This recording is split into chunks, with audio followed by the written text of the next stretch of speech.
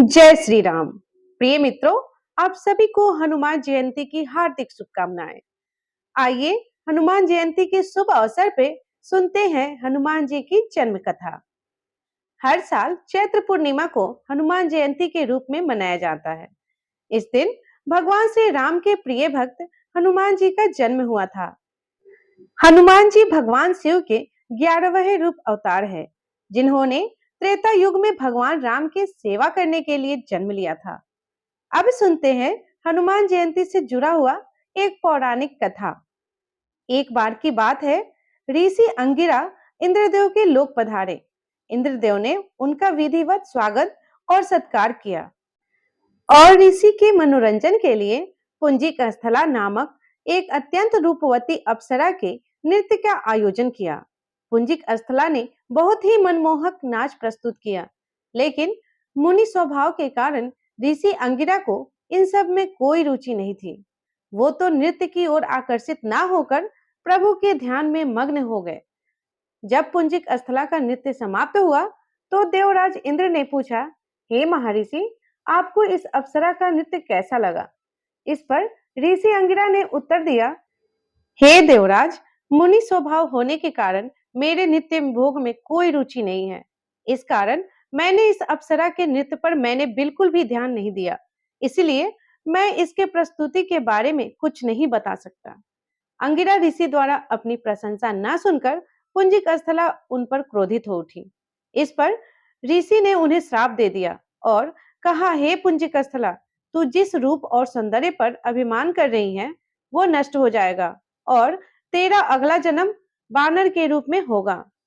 मुनि का श्राप सुनकर पुंजिक स्थला को अपनी भूल का एहसास हो गया और वो उनके चरणों में गिरकर गिड़गिड़ाने लगी और क्षमा मांगने लगी।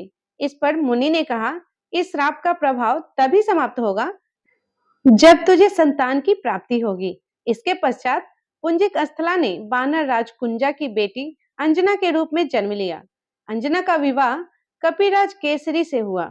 इसके बाद अंजना वन में रहकर पुत्र प्राप्ति के लिए तपस्या करने लगी।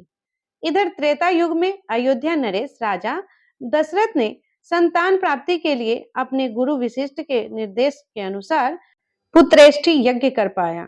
यह यज्ञ संगी ऋषि द्वारा संपन्न कराया गया।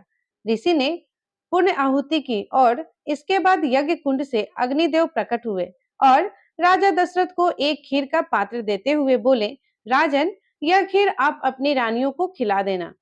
अब अयोध्या नरेश ने वो खीर अपनी तीनों रानियों में बराबर बराबर बांट दी।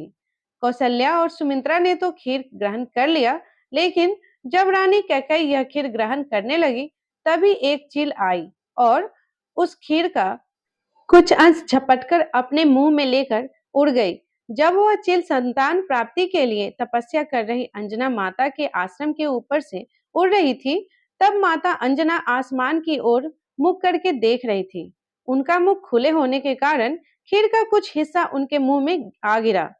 यह बात जब उन्होंने अपने पति वानरराज केसरी को बताई तो उन्होंने कहा, हे प्रिय, इसे भगवान शिव का प्रसाद मानकर ग्रहण कर लो। अपने पति के बात सुनकर अंजना ने वह खीर ग्रहण कर ली और इसके फलस्वरूप वह कुछ समय बाद गर्भवती हो गई और उनके गर्भ से बहुत ही बलशाली और तीव्र बुद्धि वाले हमारे केसरी नंदन हनुमान जी का जन्म हुआ। तो ये थी हनुमान जी का जन्म की कहानी। तो प्रिय मित्रों, आपको ये कथा कैसी लगी कमेंट करके जरूर बताएं और साथ ही अगर चैनल पे नए हैं तो हमारे चैनल को सब्सक्राइब करना ना भूलें। धन्यवाद।